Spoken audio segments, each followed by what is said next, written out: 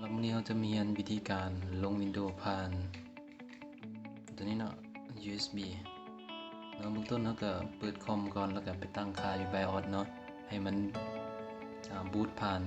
USB กันเนาะ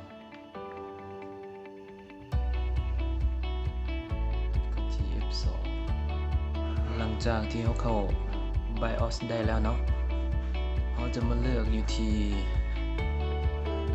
เมนนะมันเลือกอยู่นี่เนาะ มันจะสังเกตว่า F12 บูตเมนูปกติมันจะเป็น disable เดี๋ยวเราจะมาเลือกเป็น enable คือกด enter เนาะเลือกเป็น enable หลังจากนั้นเรากด save เนาะ save ที่นี่จะเป็น F10 นี่เนาะ F10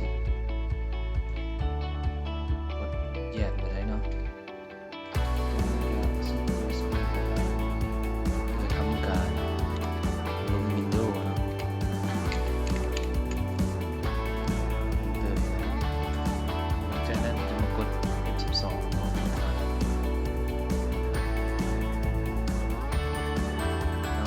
กด F12 ปุ๊บมันจะให้เราบูต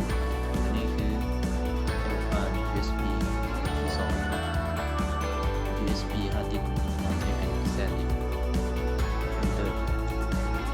ที่ได้นี่มันมี2 Windows 7 เนาะ Windows 10มันจะเลือกตัวที่1เนาะนี่ขึ้นกับ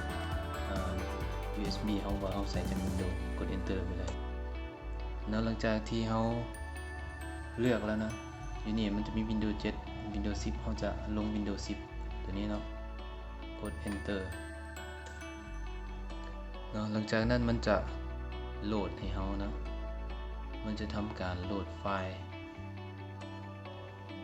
ช่วงนี้ก็มีแต่รอไว้ก่อนเนาะสำหรับการลง Windows มันจะได้ใช้เวลาหนึ่งผ่าน USB เนาะหลังจากที่มันโหลดแล้วเนาะมันจะออกหน้าตา Windows Setup ขึ้นมา Windows Setup ปุ๊บเราจะเลือกอันนี้เนาะ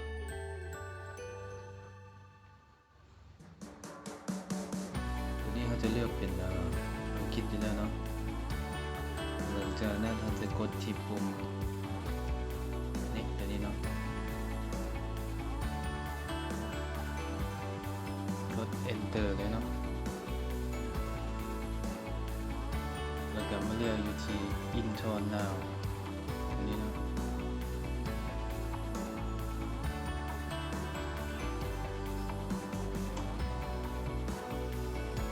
หลังจากนั้นมันจะทำการ Set up Windows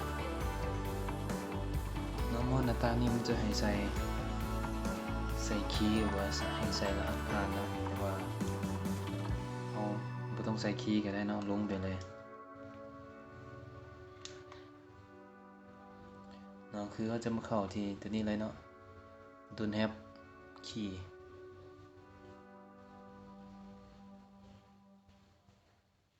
หลังจากนั้นเราจะเลือก Windows ที่เราต้องการลงตัวนี้เราจะเอา64 บิตเอา Windows 10 Pro ก็ได้เนาะหรือเสีย Windows 10 Home ก็ได้เนาะนี่จะเลือก Windows 10 Home นี่คือเลยหลังจากที่ Next ไปแล้วเราจะเลือกวิธีนี่เราสังเกตว่า Next เป็นปุ่มมัวๆนะเราจะคลิกหมายติ๊กบอกสี่เหลี่ยมนี้นะคลิกเลือก X Save หลังจากนั้นเราก็ทำการ Next ต่อ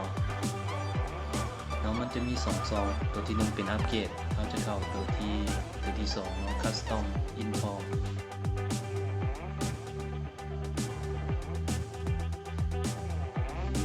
จะสังเกตเห็นหน้าต่างตัวนี้ออกมาเนาะเป็นหน้าต่างของ Windows Setup เนาะจะมี2 ซองเนาะคือตัวนี้จะเป็นซอง C เนาะนี่เป็นซอง D ของเราฉะนั้นอยู่ในนี้เนาะเราจะไปทำการ format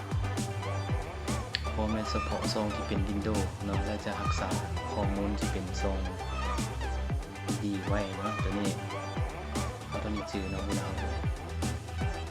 ไป format เนาะสำหรับ วันนี้เนาะมันจะเขียนว่า OS Windows 10นี่เนาะเอาลงไปเลย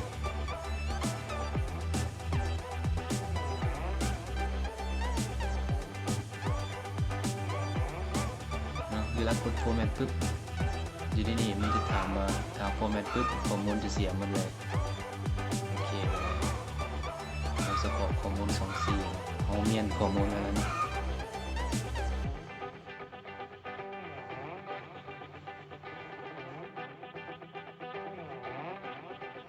หลังจากนั้นเราก็กด next นะทำการลงเลยหลังจากที่กด next แล้วเนาะตัวนี้คือมันจะเป็นเปอร์เซ็นต์ขึ้นมาให้เราเนาะหมายความว่าทุกตัวต้องลงให้เต็ม 100%หลังจากที่ผ่านขั้นตอนนั้นมาเนาะตัวนี้จะเป็นขั้นตอนการเลือกภาษาเนาะมันจะเลือกเป็นภาษาอังกฤษเลยเนาะ United States ก็แจ้งไปเลยเนาะหลังจากที่กดไปแล้วมันจะทำการประมวลผลแล้วก็รอทานหน่อยนึงเนาะ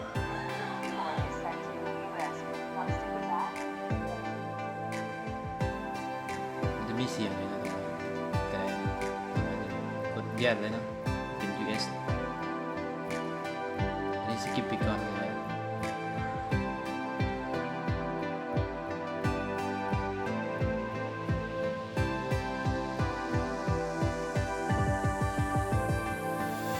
จะให้ต่ออีกนึงแต่ว่าถ้ามีเน็ตก็ต่อนะแต่ว่าเขาไม่ต่อเลยเนาะเขา skip for now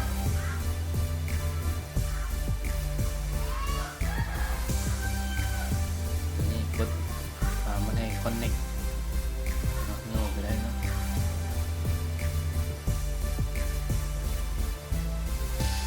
ต่อมาน่าจะเป็นชื่อของคอมพิวเตอร์เนาะ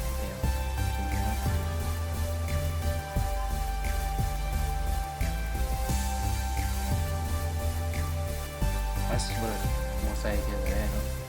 next ไป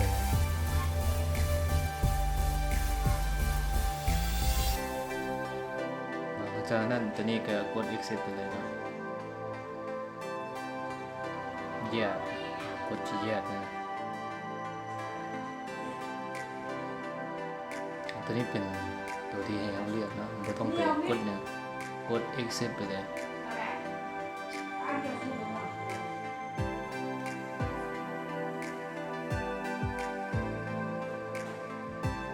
ขั้นตอนนี้มันจะรอท่าพวกไอคอนนี้ต่าง